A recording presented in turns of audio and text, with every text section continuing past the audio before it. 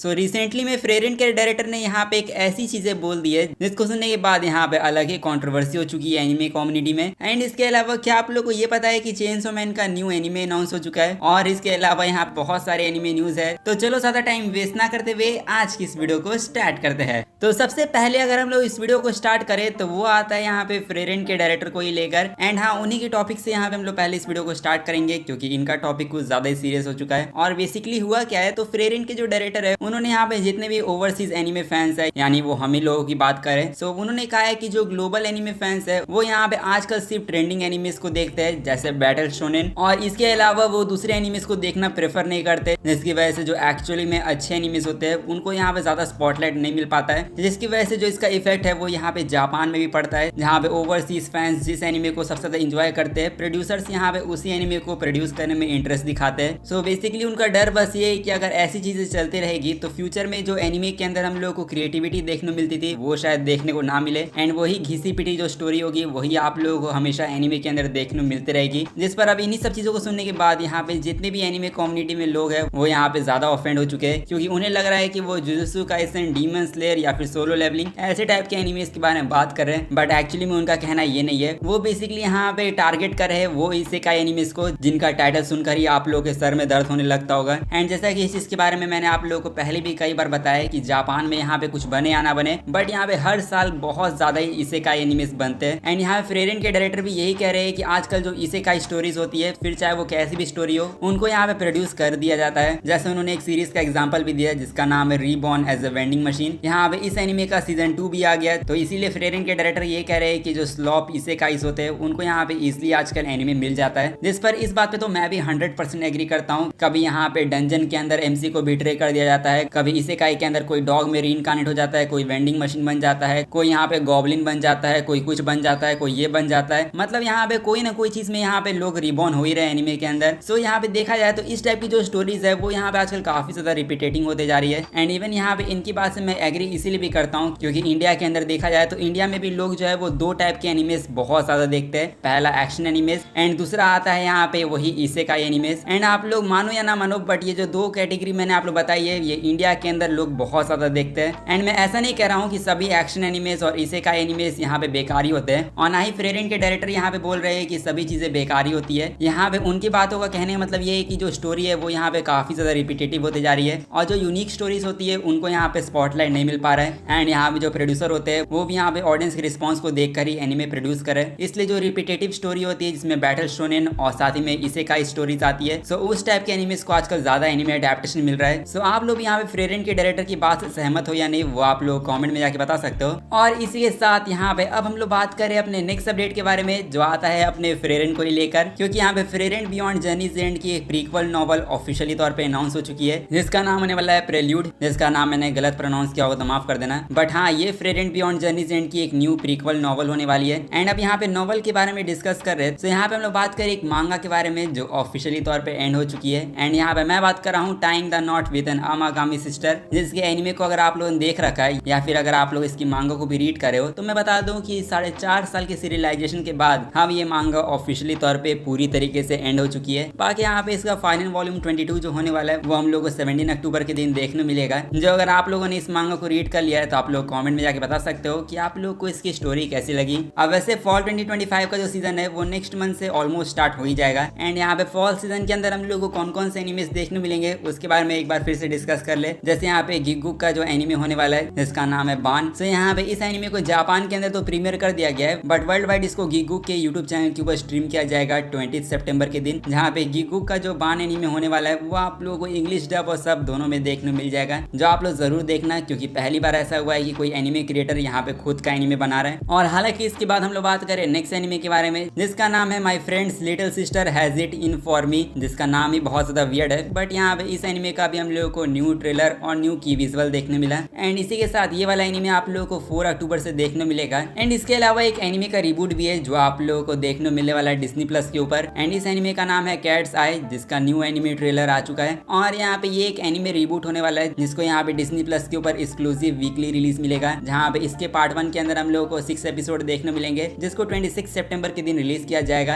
And फिर उसके बाद इसका पार्ट 2 होने वाला है, जिसके अंदर इसके बचे हुए एपिसोड होंगे, उनको यहाँ पे 26 दिसंबर में दिखाया जाएगा। और अगर आप लोग मुझसे पूछोगे कि मैं कौन से एनिमे को देखने के लिए सबसे ज्यादा एक्साइटेड हूँ, सो वो आता है अपना सांडा एनिमे, जो आप लोग इसके नाम को सुनने के बाद समझ जाओगे कि ये सांता क्लॉज के ऊपर एनिमे होने वाला है। एंड क्रिसमस सेलिब्रेट करने के लिए इससे अच्छा एनिमे यहाँ पे कोई नहीं हो सकता है। और आप लोग पूछोगे कि इसकी स्टोरी क्या है, सो बेसिकली जो इसकी स्टोरी है वो यहाँ पे जापान के बर्थ डिक्लाइन के ऊपर है, जो जापान का अभी के टाइम में एक पॉलिटिकल इशू भी है। एंड उसी के ऊपर ये मिस्ट्री एक्शन एनिमे बना है, जिसका न्यू विजुअल और साथ ही में न्यू ट्रेलर तो ड्रॉप कर ही दिया गया है। और साथ ही में इस एनिमे को world wide exclusively prime video के ऊपर स्ट्रीम किया जाएगा, जो आप लोगों को 4 अक्टूबर से देखने मिलेगा। साथ में सबसे अच्छी बात यह है कि इस एनिमे को वही स्टूडियो एनिमेट करा है जिसने यहाँ पे डान द दान और डेविल मैन क्राई बेबी जैसे एनिमे को एनिमेट किया है। तो यहाँ पे सिंपल वर्ड्स में कहूँ तो जो सांडा का एनिमे होने वाला है वो मस्ट वॉच एनिमे होगा आप लोगों के लिए। अब वैसे फॉल सीजन के अंदर तो आप लोगों को बहुत सारे एनिमेस देखने मिलेंगे, बट यहाँ पे नेटफ्लिक्स के ऊपर सितंबर मंथ में क्या क्या आने वाला है उसके बारे में जरा डिस्कस कर ले। जैसे यहाँ पे नेटफ्लिक्स के ऊपर पहले तो पोकेमॉन कंसर्ट्स की सीरीज आप लोगों को देखने मिलेगी, जिसके सीजन 1 का जो पार्ट 2 होने वाला है वो यहाँ पे नेटफ्लिक्स के ऊपर 4 सितंबर के दिन रिलीज होगा। एंड इसके अलावा नेटफ्लिक्स के ऊपर आप लोगों को यहाँ पे एलिस इन बॉर्डरलैंड सीजन 3 जिसका न्यू ट्रेलर हमें देखने मिला है, सो हम लोगों को ये लाइव एक्शन भी 25 सितंबर के दिन देखने मिलेगा, जिसके लिए यहाँ पे मैं जानता हूँ कि आप लोग ऑलरेडी एक्साइटेड हो गए। और यहाँ पे अब नेटफ्लिक्स के बारे में अगर हम लोग बात करें तो यहाँ पे नेटफ्लिक्स को लेकर एक बुरी न्यूज भी निकल कर आई है, और ये बुरी न्यूज आती है the summer Hikaru diet fans के लिए। एंड अगर आप लोग ये वाला एनिमे नेटफ्लिक्स के ऊपर अगर देख रहे थे तो मैं बता दूं कि आप लोगों को इस वीक इस एनिमे का कोई भी न्यू एपिसोड देखने को नहीं मिलेगा, क्योंकि 30 अगस्त के दिन इसका न्यू एपिसोड आने वाला था, जिसको अब यहाँ पे डिले कर दिया गया है, क्योंकि जापान में भी कोई दूसरा प्रोग्राम चल रहा है जिसकी वजह से इसके न्यू एपिसोड को डिले किया गया है। एंड अब जो समर हिकारू डाइट का एपिसोड 9 होने वाला है वो आप लोगों को 6 सितंबर के दिन देखने मिलेगा। जिसपे देखा जाए तो ये काफी ज्यादा बुरी न्यूज तो है, बट यहाँ पे चलो इंतजार का फल मीठा होता है, इसलिए हम लोग यहाँ पे वेट करते हैं। एंड यहाँ पे नेटफ्लिक्स के अपडेट्स के बारे में हम लोगों ने बात कर लिया है। सो अब हम लोग बात करें अपने स्टूडियो जेसी स्टाफ के बारे में, जिस पर आप लोग बिलीव नहीं होगा, बट ये स्टूडियो यहाँ पे 1 नहीं 2 नहीं 3 एनिमेस को फॉल सीजन में रिलीज करेगा। एंड उनमें से एक एनिमे आता है वही लंबे नाम वाला एनिमे, जिसके बारे में आप लोगों को मैंने पहले ही बताया, जिसका नाम है back stab in a back water dungeon, जिसका नाम मैं ऑब्वियसली पूरा नहीं लूंगा क्योंकि इसका नाम कुछ ज्यादा ही लंबा है। बट हाँ, यही जो लॉन्ग नेम वाला एनिमे होने वाला है उसका भी न्यू ट्रेलर ड्रॉप कर दिया है जेसी स्टाफ वालों ने, और ये एनिमे हम लोगों को 3 अक्टूबर से देखने मिलेगा, जहाँ पे ये वही घिसी पिटी डंजन स्टोरी टाइप का एनिमे होगा।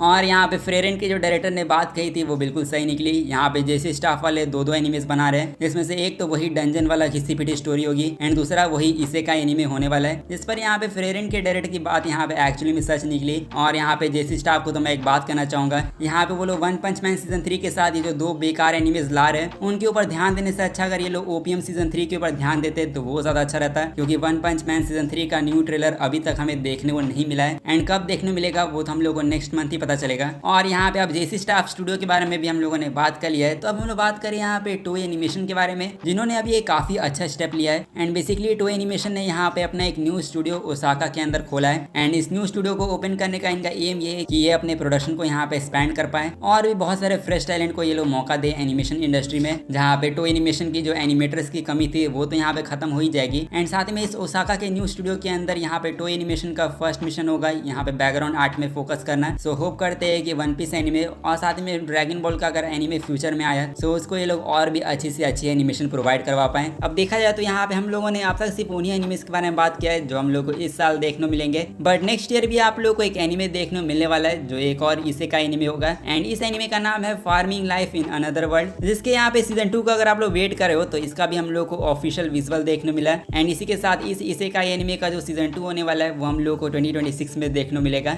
एंड इस फ्रेंचाइज को यहाँ पे सिर्फ सीजन 2 ही नहीं मिला है, यहाँ पे इसके साथ ही में इसका एक फर्स्ट गेम एडेप्टेशन जिसका नाम होने वाला है farming life in another world dreamy life. So इस नाम का इसका एक गेम एडेप्टेशन भी ऑफिशियली तौर पे अनाउंस हो चुका है। बट अब हम लोग बात करें अपने लास्ट अपडेट के बारे में जो आता है यहाँ पे चेनसॉ मैन को लेकर। एंड जैसे कि आप लोग पता होगा कि Chainsaw Man the movie Reze arc, इसका हम लोग को अभी रिसेंटली में IMAX विजुअल देखने मिला है। एंड इस IMAX विजुअल के साथ यहाँ पे जापान में तो ये मूवी 19 सितंबर के दिन रिलीज हो जाएगी एंड इंडिया में भी मोस्ट लाइकली नेक्स्ट मंथ तक रिलीज हो ही जाएगी। बट यहाँ पे चेनसॉ मैन की सिर्फ रेजे मूवी ही आप लोग को देखने को नहीं मिलेगी, यहाँ पे चेनसॉ मैन का एक न्यू एनिमे भी अनाउंस हो चुका है। और आप लोग बिल्कुल सही सुन रहे हो, यहाँ पे स्टूडियो मापा वालों ने चेनसॉ मैन फैंस को एक और सरप्राइज दिया है, जहाँ पे चेनसॉ मैन का एक न्यू एनिमे जिसका नाम है चेनसॉ डेज, सो उसका एडेप्टेशन यहाँ पे अनाउंस हुआ है, जिसमें यहाँ पे चेनसॉ मैन की ओरिजिनल मांगा का जो वॉल्यूम होता है, सो उसी वॉल्यूम के अंदर जो बोनस पेजेस होते हैं या फिर यूं कहूं जो बोनस चैप्टर होते हैं मांगा के अंदर, सो उसी का ये एनिमे एडेप्टेशन होने वाला है, जिसका नाम यहाँ पे चेनसो डेज रखा गया है। तो चेनसो डेज का जो एनिमे अडेप्टेशन होने वाला है तो वो यहाँ पे चेनसो मैन की एक कॉम्पिलेशन मूवी के अंदर इंक्लूड रहेगा। इस पर आप लोग सोच रहे होंगे कि क्या अब चेनसो मैन की एक और मूवी आने वाली है, तो यहाँ पे आप लोग बिल्कुल सही सुन रहे हो। यहाँ पे चेनसो मैन की एक कॉम्पाइलेशन मूवी आने वाली है एंड सीजन 1 के सारे एपिसोड को यहाँ पे री एडिट किया जाएगा एक मूवी फॉर्मेट में एंड उसी मूवी के अंदर हम लोग को चेनसो डेज का एनिमे अडेप्टेशन देखने मिलेगा।